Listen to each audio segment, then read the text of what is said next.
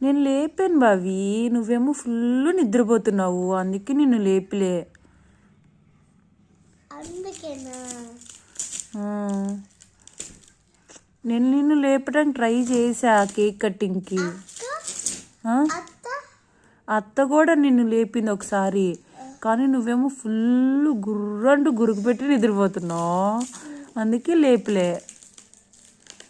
ఏదో పని చేసేప్పుడు లేసావా, నీళ్ళు నా పైన వాటర్ వస్తే ఇటు లేసావండి. అవునా?